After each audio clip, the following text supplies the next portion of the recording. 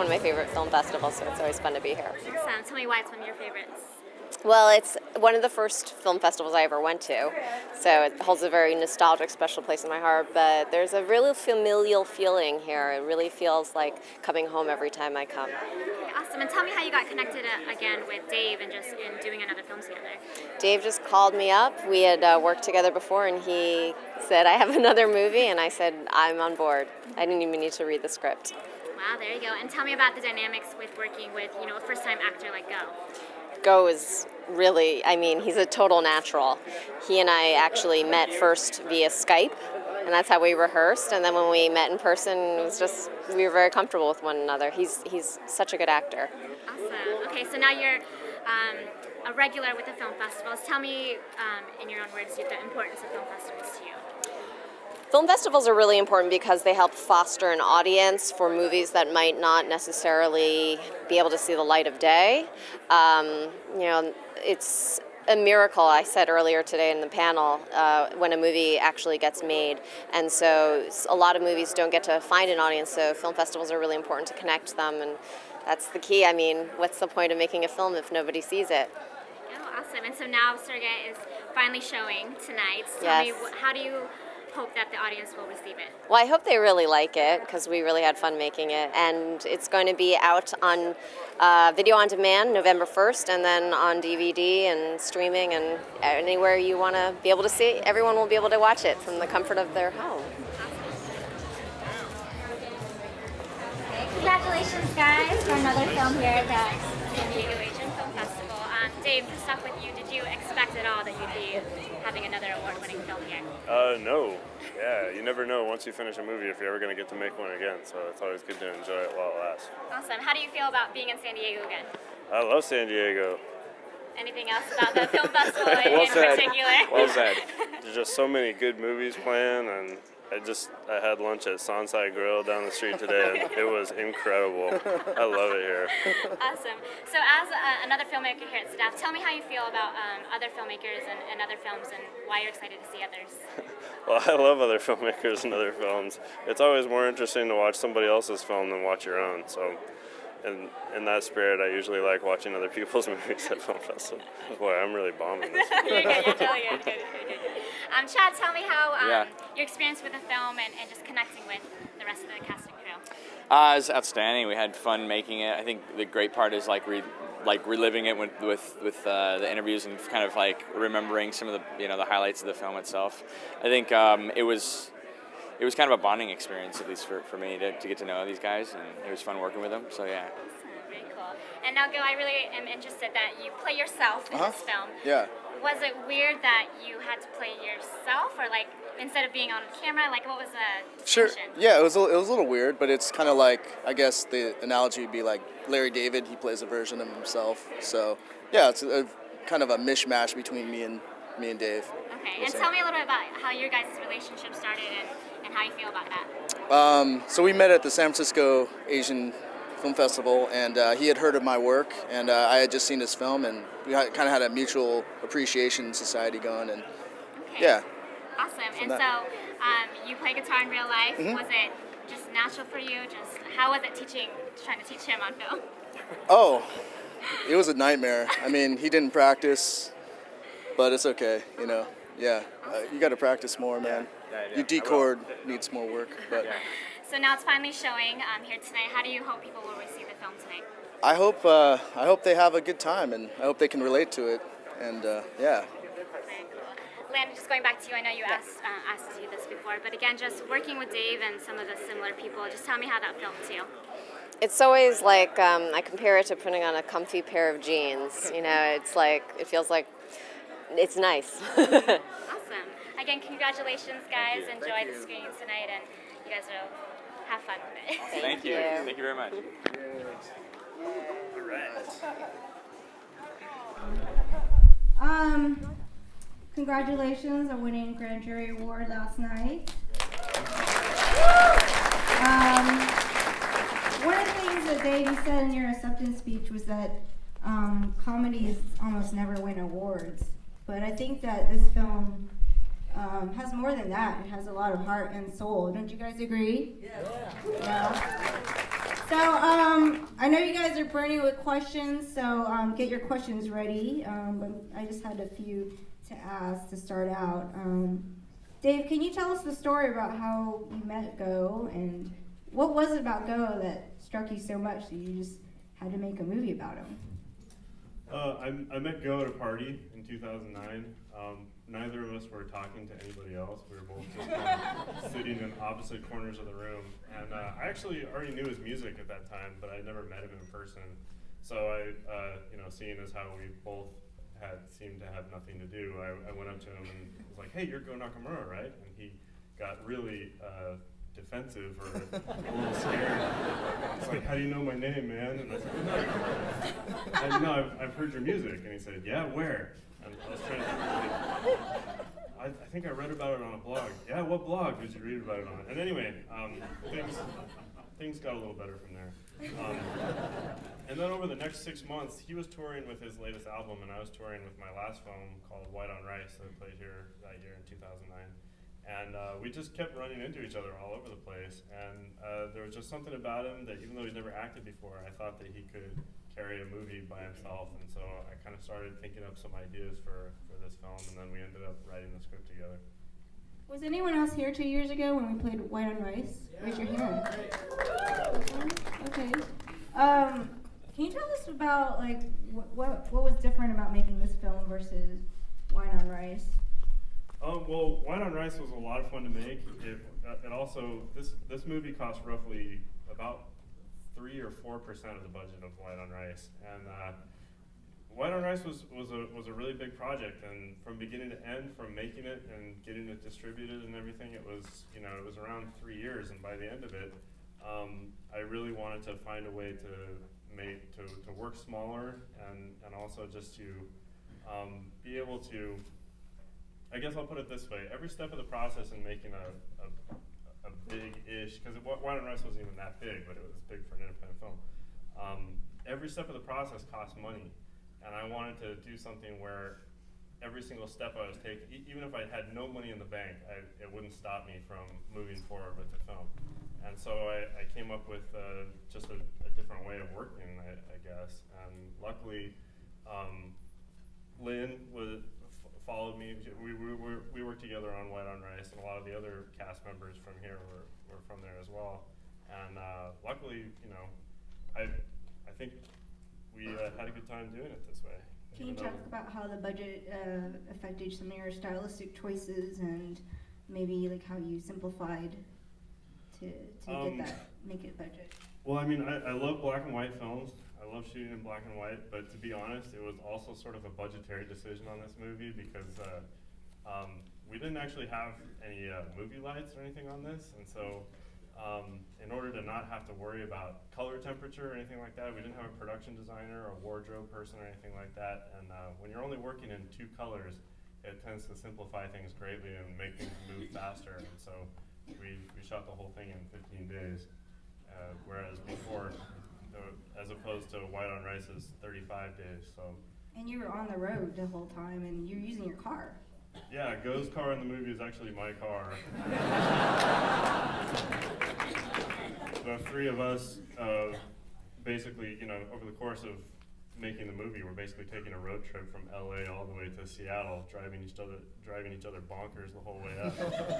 And so basically, the way it would work a lot of times is the crew would be in one car, and then we would be in Goh's car, and one of us would call the other and say, "Hey, did you see that spot back there? That would look great for such and such a scene." We'd pull over, everybody jump out, shoot the scene, jump back in the cars, and then go on to the next scene.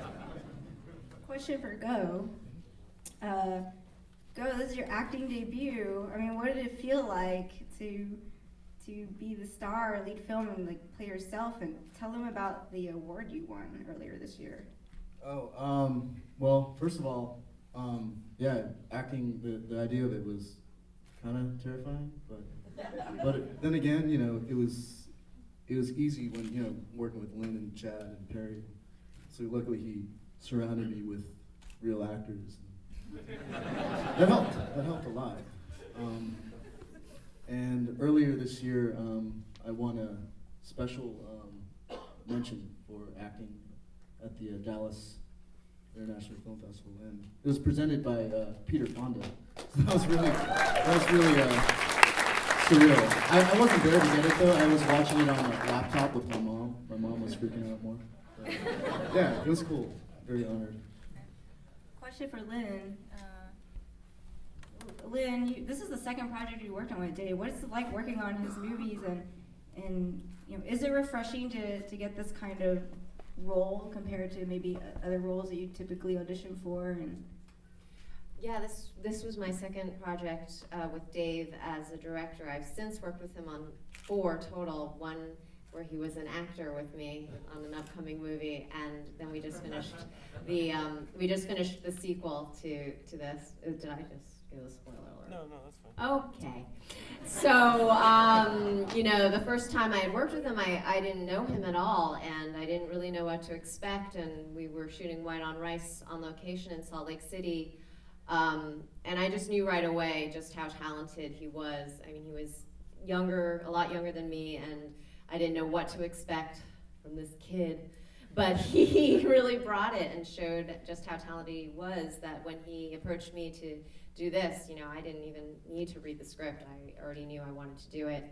He's also very different when he's acting on set than when he's directing, I have to say.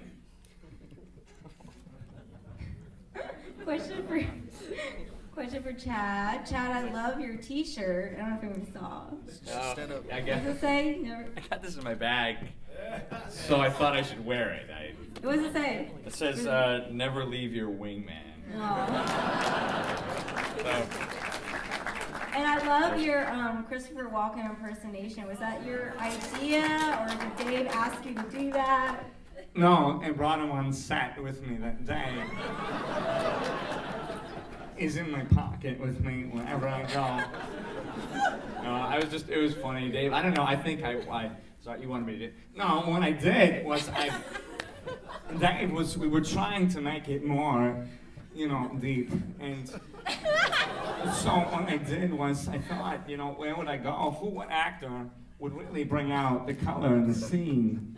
And so that's why. I don't know. I was just trying to, I don't know what I was doing. I think I was just trying to be silly and funny, and Dave thought it was funny too, and so we just kind of went with it. You all did a really great job, and my last question for the audience was, you not only, you casted some professional actors, but you also cast some non-actors completely, besides Goh. Tell me about the gun guy in Seattle, and how did you find him?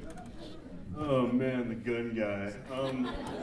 Well, actually, when I was working on White on Rice, I had to go up to Seattle to go up to a film lab up there. So my cinematographer, Bill Otto, and I took a trip up there, and we stayed with his old bandmate, who's Dan Bjornson, who actually has some San Diego ties, I believe. But and they were in a band together about 20 years ago called the Skid Marks.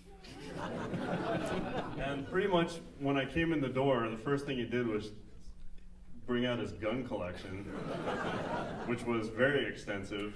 He even had some items that he didn't want me to show on camera because he didn't want the authorities to find out that he actually owned them. And then he got out a guitar and just started playing this really pornish music. And once I regained consciousness, I thought, wow, I gotta get this guy in a movie. And, so to be totally honest, story-wise, the only reason Goh goes up to Seattle was so that we'd have an excuse to take a trip up to Seattle and shoot a scene with that guy.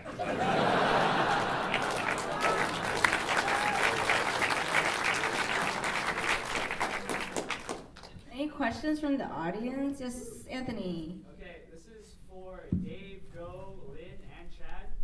Through your work with film, music, and acting, what's the biggest thing that you've learned about yourselves?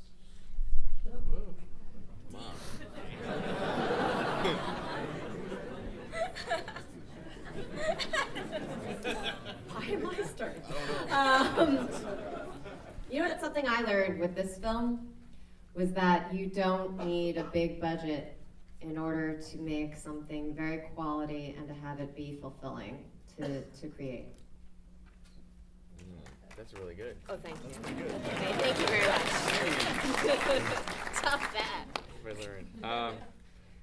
I think, I guess reflecting on this film, because since we're talking about it, I think that what I learned is that trust who you are and trust who you're working with, because if you do, the people that you work with in anything, if you give 100%, like Dave and Goh and Lynn, I didn't know those people, and but it just, I think what we had in this film and what I learned from this film is that you get people, you give to what you have, and if you give 100% with what you have, you'll find that a lot of the things that you're worried about or concerned about that you have no control over end up being the best part and the best experience that of the filmmaking process. So, yeah.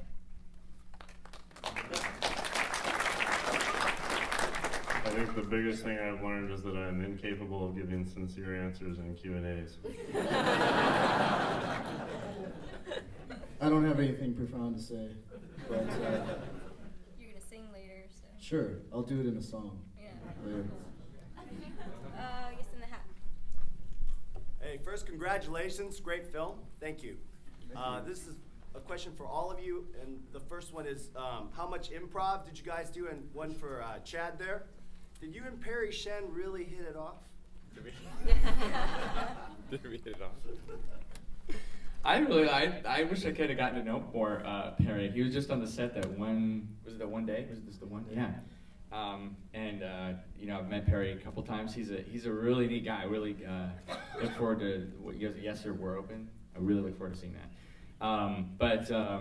He off the set and stuff, I think we got to know each other just a little bit, but he's just a genuine fun person to work with. And then what was your other question? Improv. Oh, improv. Okay. Yeah. That was amazing, and I think that's been such a great question because of this. A lot of it was written. We Goh and I would get together and we'd practice and rehearse a lot of scenes. And Dave was just really ingenious and very just the way he approached this film was in a very humble fashion. I mean, he was open to seeing what could be, and so we'd go through the scene and so. Sometimes when it wasn't coagulating, when it wasn't working, Dave would say, why don't you just, where you're supposed to go from here to there, go. And he'd pull out his flip cam. And we'd just do it. We'd just make up lines. And so the next day we'd get scripts from exactly what we said the day before, and we'd have to memorize our lines of what we had said the day before, which was interesting. I've never had to do that. But that's when you're feeling some of those things. I think some of it's that they were improvised, but they were sort of written, then rememorized, improvised lines, if that makes any sense. So, but that answers your question. Right here in the... I have a question to ask Nakamura. I have a question. How many songs do you have, all kind? You have a CD, probably. Yes, I do have. Yeah, I have 2 CDs, and then how many songs? Oh, I don't know how many songs I have, but it's probably like, I don't know, 30, maybe more. But I do have CDs. If you're interested. Yeah, thank you. Go's actually going to play right after this. Oh, thank you so much. Jim in the back. Yeah, I wanted to ask you about the writing because it struck me that you really have an ear for dialogue. Did that come out the first time between you and Goh, or did he contribute a lot to the dialogue himself? Oh, the dialogue, I would accredit most of that to Goh and to my other co-writer, Joel Clark. I sort of feel that actually writing dialogue is not my strength. It's just coming up with characters and basic scenarios and storylines is more sort of what I consider to be my strong point. I think that Goh, since he's a songwriter, just has kind of a natural gift for simple yet very elegant dialogue. And thanks, man.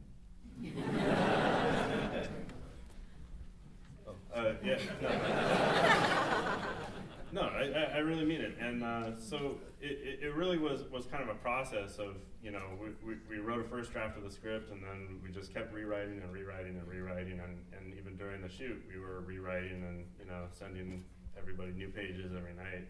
And that was kind of that's just the way I like to work now. It's just to always keep working. Never dismiss a suggestion because it came from somebody who's not one of the not me or not one of the writers. Like Chad, he's almost like the fourth writer on this movie because of all the great things that he contributed during rehearsals. So. How much of this is the real Goh, and how much of this is you? 10% me, 90% Dave. I don't know about that. Usually whoever has the mic gets I'd say it's 90% Goh and 10% me. I don't know. We'll just draw the line. Let's say 50-50. 50-50, yeah. Right in the middle there. When do we get to see the sequel? Hey, you want to talk about the sequel? Yeah, well, we only finished shooting it about 3 weeks ago, so next year. We'll be done with it by December or so, and then we're going to be touring with it next year. This movie actually, it's funny that part of the reason I made it was to sort of experiment with new models of distribution and everything. I did self-distribute my last movie, White on Rice, and then this time I wanted to kind of try some things. So we're actually selling copies of the movie everywhere we go on this little tour that we're on. So after the movie, if you step outside and to the right, there's going to be a table where you can buy both the movie for $20, and then Goh also has both of his CDs for sale for $10 each. But interestingly enough, even though this was meant to be sort of a self-distribution thing, Warner Brothers picked up the movie for VOD distribution and for cable distribution. So starting November 1st of this year, it's going to be available nationwide on cable on demand. So anybody can watch it on demand or on iTunes.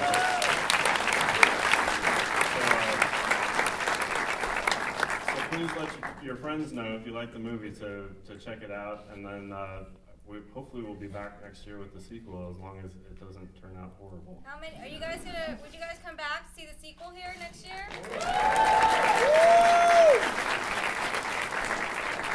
Any other questions? This side here, Yeah, I have a question. So in the end, it's not very clear whether Goh's friend is going with him or not. Did you intend to make it like that because you knew that you were going to make a sequel, or what effect did the decision make? You just called her a friend, so I don't know. That answers your question. I don't know. For me, the whole thing of him waiting on the sidewalk, that's what the movie is all about to me. It doesn't matter if she comes out or not, because his life isn't going to change. And she's not. And come on, guys, she's not coming out.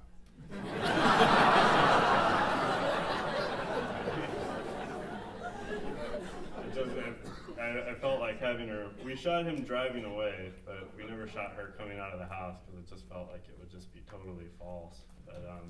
But the waiting is the story. I have a question. Yeah, Matt. Okay, first of all, Goh, congratulations for your award in Dallas. Thank you. David, congratulations on winning the Jury Choice Award last night. Thank you. And now, somebody asked the question I was going to ask, but can we see this film for our second spring showcase, possibly, the part 2? Oh, Do you gosh. think we're ready by then? I don't know. I guess we'll talk after. April? Yeah. Can you edit that fast? Yeah, I could probably.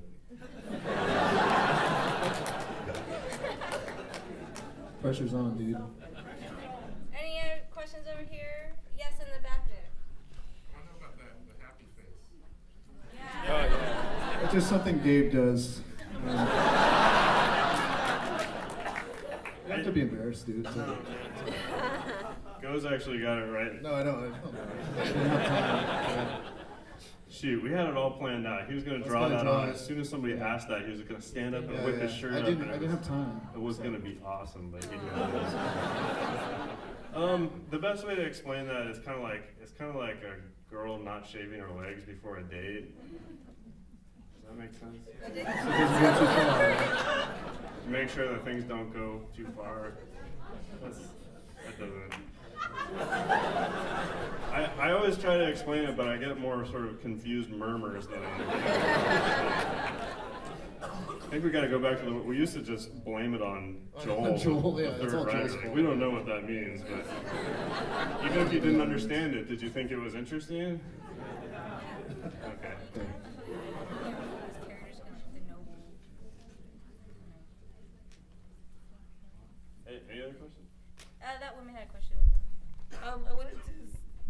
this question to Cheryl, Lynn and Chad both, because you both have worked as professional actors prior to this, right? How do you feel about working with some people like this? You know, Like this guy? Like this guy. No, as compared to like people that think they're all that. Well, this guy didn't think he was. I'm just kidding. It was really refreshing working with Goh because he, we actually met via Skype, and that's how we rehearsed with one another. And one of the first things he said to me was like, "I don't know what I'm doing. I'm not even gonna." He was sort of like, "I'm not gonna do that whole actor thing. I'm just gonna be me, and what happens happens, and I'm just gonna put my own spin on it, and let's see what happens." And that was just really refreshing because it relaxed me as well. Sometimes when you're on a set with somebody major, like I was in a movie with Samuel L. Jackson where he yells at me and does his Samuel L. Jackson thing, and the entire time I was sitting there I was like, it's Samuel L. Jackson, it's Samuel L. Jackson yelling at, he's doing that thing, and I was like totally in my head because I was like, I have a line now. Just like working with somebody who made me that relaxed, took a lot of pressure off. I think that's what I meant. Okay. I haven't worked with anybody who's all that yet. Goh was all that. I was like, wow, Goh is all that. Yeah. Thanks, man. Anybody else? This being an Asian American film festival, it has to come up. I mean, this is a film starring 2 Asian Americans, and never once in the script or in the writing, there was a mention of, these are Asian-heavy cities, San Francisco, LA, even Seattle, but it was never mentioned, it was never acknowledged, but it was refreshing for me too, that, these are just people, these are characters, and Lynn, you probably run into it more, having worked in the industry, that a character, you're an Asian character getting it casted. How did that feel for you watching it, or maybe for the whole crew? Was that intentional, not addressing, these are Asian Americans in this cast? I think something that's refreshing about working with Dave is that he doesn't write with an agenda in mind. He writes for a character, and I think in our everyday lives we don't walk around saying, here I am going to my Asian school and I'm gonna get some Asian food now. So my Asian cup of coffee with my Asian friend. So I just found that really refreshing because, he wrote for who we really are. And I don't, even though being Asian is a huge part of who I am personally, it's not something I think about in my everyday life, and I don't think this was that type of movie. Other Asian guy? Yeah, it wasn't, I don't know, it just was just a story with, there's no identity kind of thing going on, I don't think. Right. For instance, you go to Seattle when your persona gets shot down. I was expecting, here comes that thing of you're not very marketable. I was expecting that, but it turned into this is a Seattle thing. I thought, even though you're getting shot down, I'm thinking, how refreshing. Thanks.